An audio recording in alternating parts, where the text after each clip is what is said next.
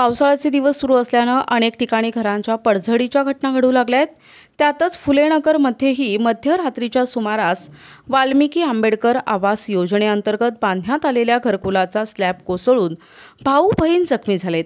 या घटनेच्या निषेधार्थ जय भीम ब्रिगेडच्या वतीनं फुलेनगर येथील डॉक्टर बाबासाहेब आंबेडकर पुतळ्याजवळ धरणं आंदोलन करण्यात येत आहे।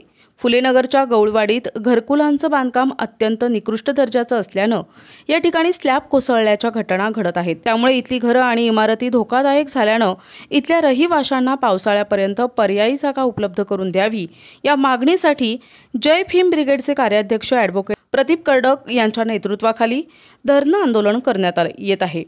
आदिवासी समाजासाठी बांधलेल्या वाल्मिकी आंबेडकरी आवास योजनेच्या घरकुलांची अवस्था महापालिका प्रशासन लक्षात घेता त्यांना पर्यायी जागा उपलब्ध करून देण्यात यावी या मागणीसाठी हे आंदोलन करण्यात येत आहे। साहेब, प्रश्न आपण पहिले समजून घेतला पाहिजे।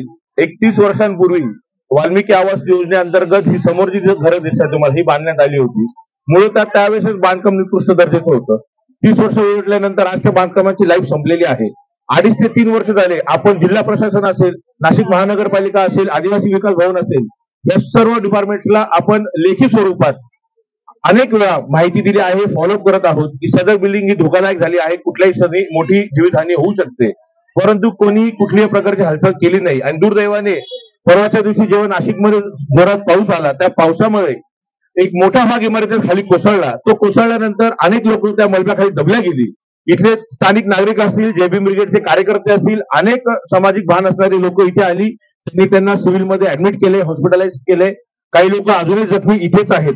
पण दुर्दैवाचा भाग असा की महानगरपालिकेकडनं ना अग्निशमन दलातलं कोणी आलं, ना कुठली अँब्युलन्स पाठवण्यात आली। अजूनही देखील तो मलबा इथेच पडलेला आहे। तर आमचा प्रश्न प्रशासनाला ह्या आंदोलनामार्फत आहे, एखाद्या उच्चभ्रू ठिकाणी साधं कुत्र भुंकलं तर 2 मिनिटांनी गाडी जाते, त्या कुत्र्याचं विवेक लावते। हे लोक आदिवासी म्हणून त्या प्रशासनाला माणसं वाटत नाही का?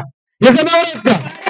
या आंदोलन प्रसंगी बाळासाहेब कर्डक, कविता कर्डक, गजानन शेलार, जगदीश पवार आदींनी उपोषण स्थळी भेट देऊन सत्य परिस्थिती जाणून घेतली आहे। प्रतिनिधी उमेश अवणकर, दिशा न्यूज, नाशिक।